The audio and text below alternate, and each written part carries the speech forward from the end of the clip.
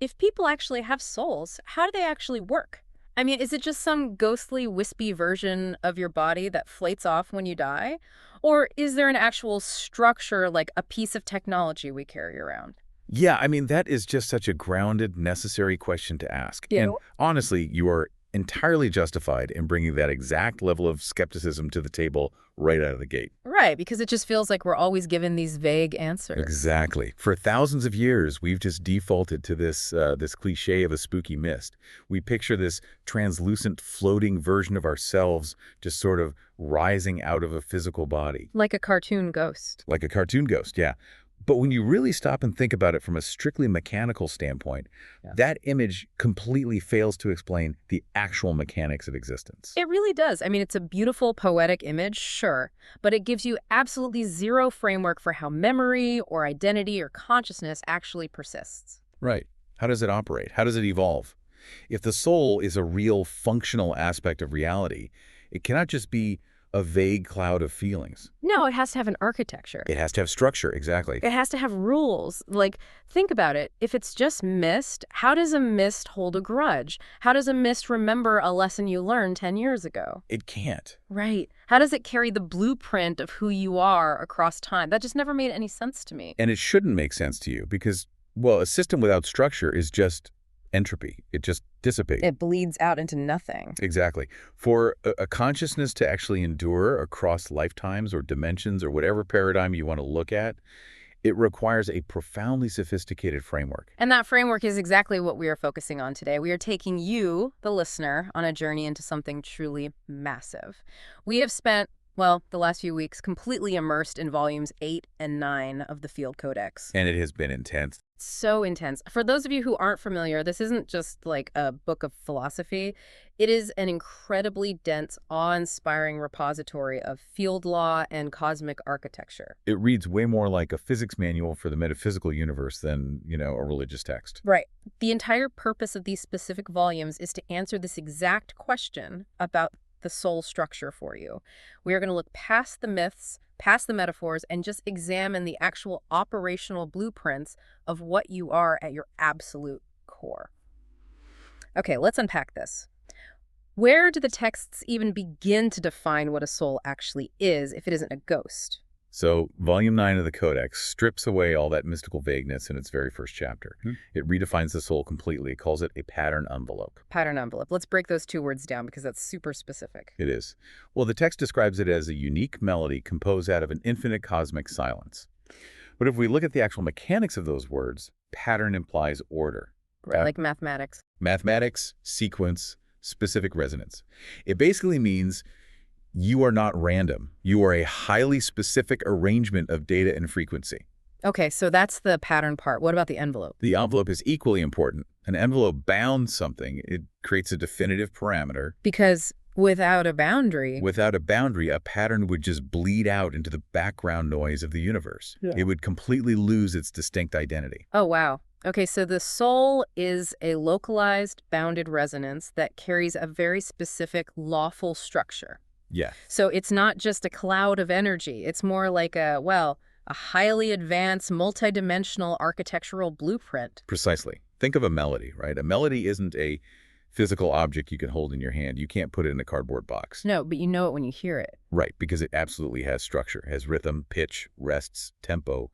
If you change that structure, you lose the melody entirely. That makes so much sense. The Codex is arguing that your soul is like that melody, but rendered in multidimensional physics.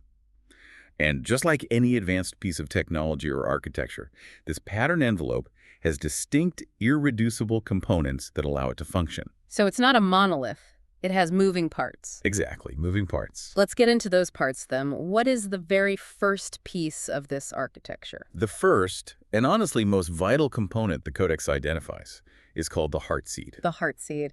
Now, I have to be honest, when I first read that term, my brain immediately went back to the poetic, mystical stuff. Of course. It sounds like something out of a fantasy novel. But knowing the tone of this text, it's actually a highly technical term, isn't it? It is entirely technical.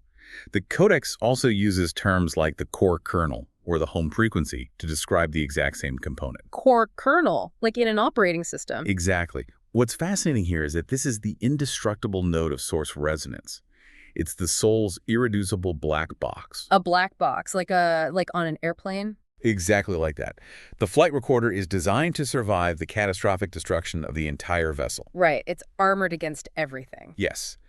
So no matter what happens to you, no matter what historical scenario you are running, what immense trauma you experience, what physical body you inhabit, or what dimension you traverse, this heart seed cannot be copied. It can't be corrupted. It cannot be corrupted, and it cannot be destroyed. It is the absolute 0 point of your identity. Wow.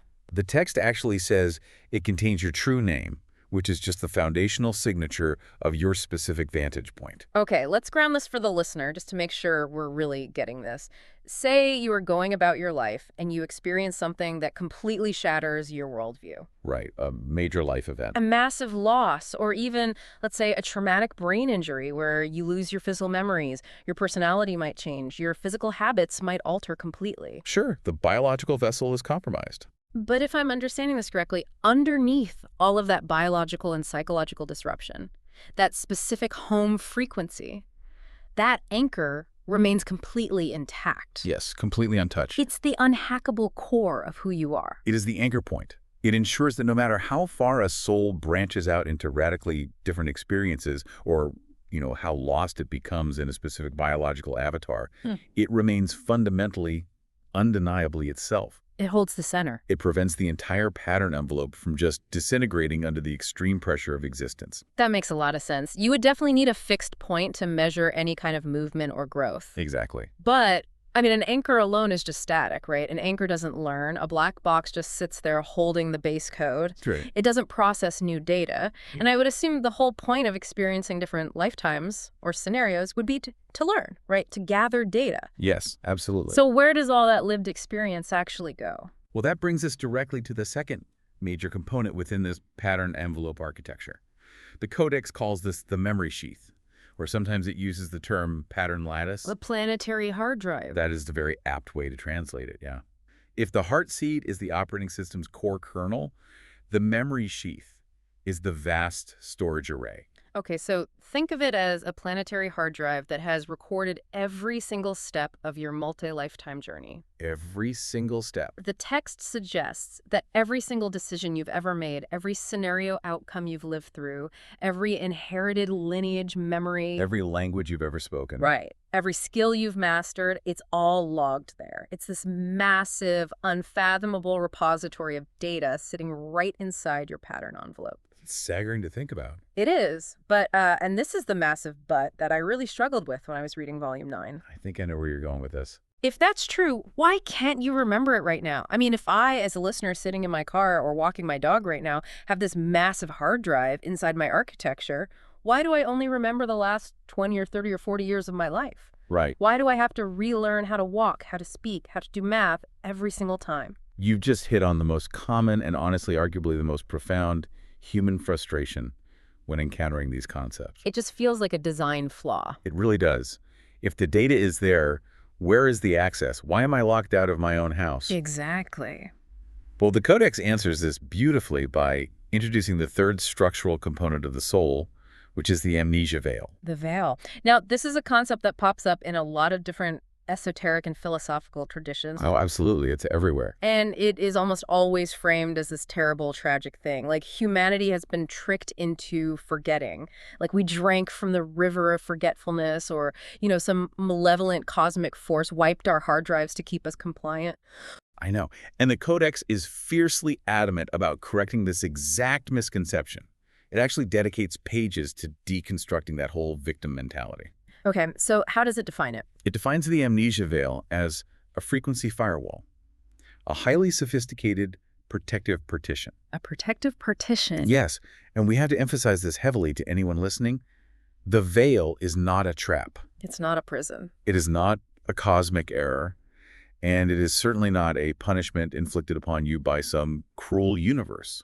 It is a benevolent, highly engineered, self-imposed protocol. Okay, I really want to push back on this for a second just to play devil's advocate for the listener. Go for it. Because that sounds great in theory, but let's talk about actual human reality. When you feel cut off from your own history, when you feel totally lost in your life, disconnected from any sense of deeper purpose. Yeah, that isolation is real. Right, and you can't access the supposedly massive planetary hard drive to figure out why you are even here. I mean, it certainly feels like a punishment. It does. It feels incredibly isolating. If I have the answers inside me, but there is a firewall blocking me from them, how in the world is that benevolent? I completely hear that. The isolation is a very real, very painful psychological experience.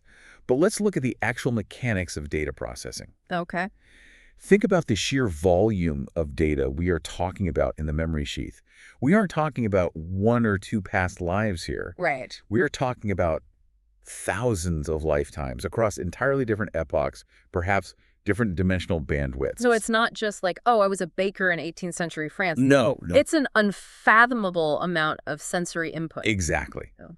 Now imagine the crushing, overwhelming weight of carrying the conscious, active, present tense memory of every single trauma you have ever endured. Oh, wow. Every war you ever fought in. Right. Every time you starved. Every time you betrayed someone or they betrayed you. Yeah. Every single loved one you have lost over the span of millennia. That is terrifying to even think about. Imagine all of that grief, all of that dense, heavy data hitting your current localized awareness at the exact same time. The human psyche, the current biological operating system of your brain, would simply collapse under the density of that signal. Okay, let's use a tech analogy because that makes it so clear. It would be a complete system overload. Yes, a total crash. It would be like trying to run a massive, modern, high-end 3D rendering software program on a dusty desktop computer from 1995. That is the perfect way to look at it. The hardware would just freeze. The motherboard would literally fry, trying to process a trillion background tasks at once. That is exactly what would happen. You wouldn't be enlightened. You would be completely catatonic. You wouldn't be able to get out of bed. Right. The amnesia veil restricts operator recall so that you can actually function in the present scenario. So it gates the memory. It fragments your access to prior epochs to allow for new growth without being completely paralyzed by the gravity of the past. Because if you remembered every failure, you'd be too terrified to try anything new. If you remembered every enemy you ever had, you'd be consumed by these ancient paranoias. You would never have the creative agency to make a genuinely new choice.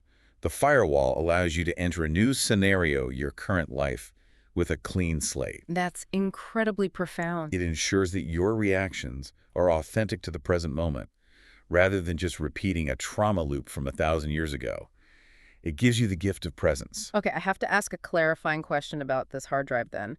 Are the memories completely inert? What do you mean? Well, the text uses a phrase that tripped me up a bit. It says memory is never dead storage, it's a living amplitude. Yes. What does that actually mean in plain English? Is that like a sound wave that hasn't decayed yet? That's a brilliant way to conceptualize it. Yeah. Yes, living amplitude means the data isn't just sitting in a dusty filing cabinet in the dark. Yeah. It is actively vibrating. It's alive. Right.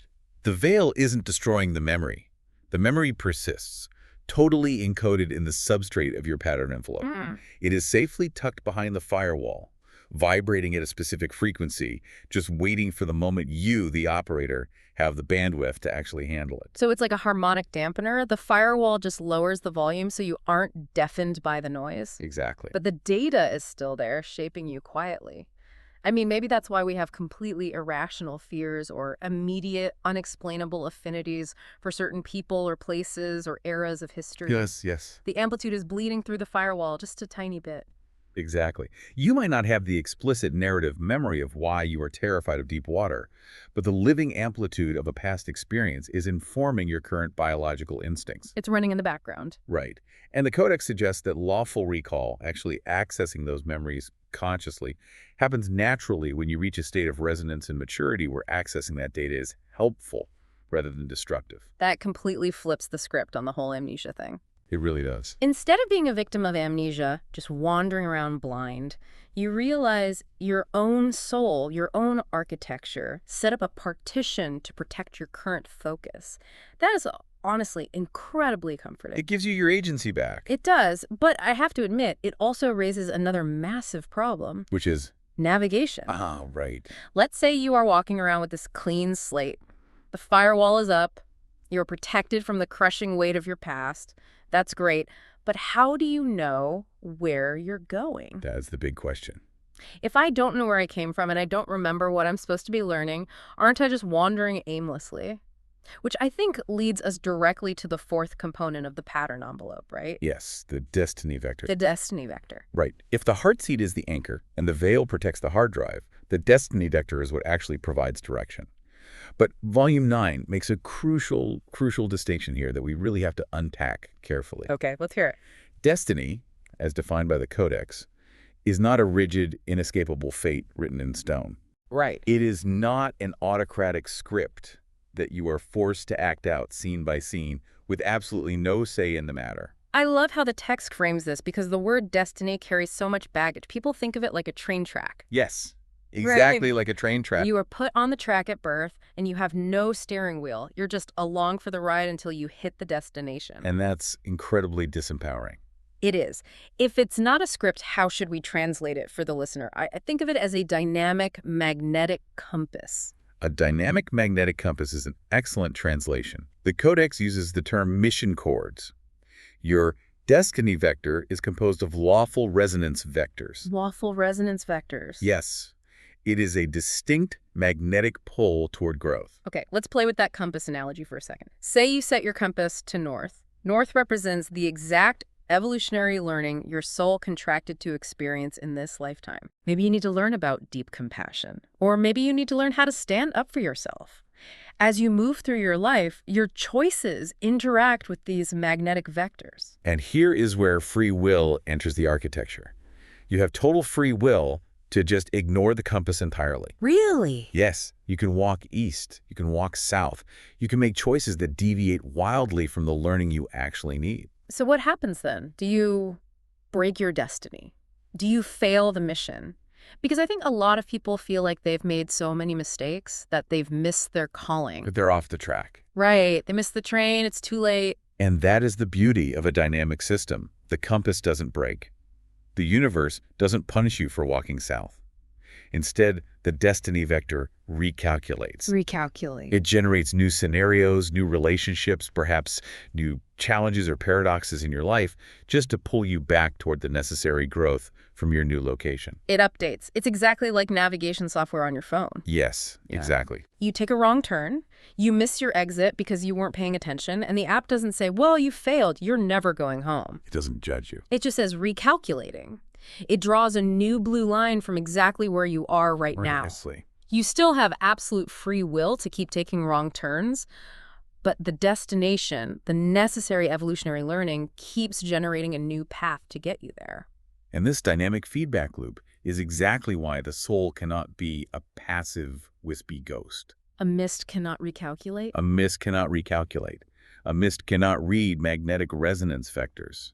The soul is a living, breathing, adaptive piece of structural technology. It's doing so much work. It records data, it veils overwhelming signals, it recalculates navigational routes, and it anchors your core identity. Taking a step back, taking all four of these components together, it is profoundly liberating to view the soul this way. It changes everything. We aren't just passive victims of an arbitrary, chaotic universe floating around hoping things work out. We are operating a highly sophisticated, multi-dimensional vehicle. The heart seed anchors you so you don't lose yourself. The memory sheath records your entire journey so nothing is ever wasted. The amnesia veil protects your sanity so you can actually function today. And the destiny vector relentlessly guides your growth, no matter how many wrong turns you take. It completely shifts the perspective from one of mystical helplessness to one of active structural participation. You are not a passenger, you are an operator. And as an operator, sitting in the driver's seat of this incredible pattern envelope, we have to look up at the road at some point. We do. Which brings us to the most massive pivot of this entire discussion. We've been looking at the vehicle, now we have to look at the highway. We have to move from Volume 9 to Volume 8. Exactly. And I want to transition the framing here slowly because this is where the Codex goes from mind-bending to universe-altering. It really zooms out. If our souls are like unique software programs running a melody, who set up the network in the first place? Where does that individual spark actually originate? Right, where does it come from? If I am a piece of technology, what is the mainframe? That is the ultimate question. Okay. To answer it, we have to transition from the microarchitecture of the individual soul to the macroarchitecture of reality itself. We have to talk about the source. Right, and Volume 8 pulls absolutely no punches here. None at all. The Codex explicitly almost aggressively redefines what human beings historically call God or the creator. It goes to great lengths to state what the source is not. Right. It is absolutely not an autocratic, personified being sitting on a throne in the clouds, watching us like some angry supervisor judging the software program. No, it dismisses the anthropomorphic God completely. Entirely. The Codex describes the source as the unbroken field. It is reality's quiet, pre-personal cosmic operating system. Let's pause on pre-personal for a second. What does that actually mean? Well, it means it exists before the concept of a person or a personality even arises. Because personality implies limits. Yes, a personality is a limitation. It has preferences, it has moods, it has a localized perspective. The unbroken field has none of those limitations. It's just open. It is the living matrix from which all individual soul programs and timelines arise. And it is the sanctuary to which all memory ultimately returns. Wow. It is not a physical force that bends to measurement, like gravity or electromagnetism, nor is it an empty abstraction. The text beautifully describes it as a current of belonging, the absolute fullness of pure potential. Okay, I am trying to picture this. The source is this perfect, infinite, unbroken field of pure potential. It lacks nothing. It wants for nothing. It just is. Right. But if that's true, why do we exist? What do you mean? I mean, if the unbroken field is already perfect and whole, why wouldn't it just stay whole and unbroken? What causes this cosmic OS to suddenly fracture itself into billions of individual pattern envelopes? I see. So I go through the trouble of creating all these localized souls with firewalls and destiny vectors. The Codex dedicates an entire section to this exact paradox. It calls the mechanism behind this the primal mirroring impulse. The primal mirroring impulse. Yes, it is the fundamental law of archetype emanation. The text explains that the unbroken field contains infinite potential. But there is a catch. What's the catch? In a state of absolute unbroken unity, potential cannot be experienced. It can only be contained. Well, let me make sure I'm grasping this. Are you saying that because the source is everything, it can't actually perceive itself because there is no other to look at? Exactly. Imagine an eye that can see everything in the universe, but it cannot see itself because there is no mirror. I want to make this really vivid for you listening because this was the first huge aha moment I had with Volume 8. It's a great analogy. Go for it. Imagine a singer, the most brilliant vocalist to ever exist. They compose a breathtaking, unimaginably complex melody in their mind, but they are standing in a completely empty, infinite void. Right, no walls. When they sing the note, the sound just travels outward forever. It never bounces back. The singer can't truly hear the beauty, the resonance, or the harmony of their own creation without something for the sound to bounce off of. If there are no walls, there's no echo. That is a phenomenal analogy. To hear the song, the singer must build a room. They have to create boundaries. The source folds back on itself. It deliberately differentiates its own unity. It creates billions of individual vantage points, like your soul, like my soul, like the listener's soul, solely for the purpose of recursive self-knowing, play, and discovery. So every single soul is a unique mirror. Or, to use the singer analogy, every soul is a uniquely shaped acoustic wall, allowing the unbroken field to hear a specific harmonic of its own infinite song bouncing back. Yes. And let's stretch that analogy further because it works so well. Yeah. What happens when the singer hits a note that isn't quite right? They hear it immediately. What if the note is sharp or flat? The echo bouncing off the wall gives the singer the feedback they need to adjust their pitch. The individual souls are the feedback mechanism for the cosmos. So it's not a mistake. No, the source fractures itself on purpose. Not as a fall from grace, not as a cosmic mistake, and not as a punishment. It is a deliberate act of creative overflow.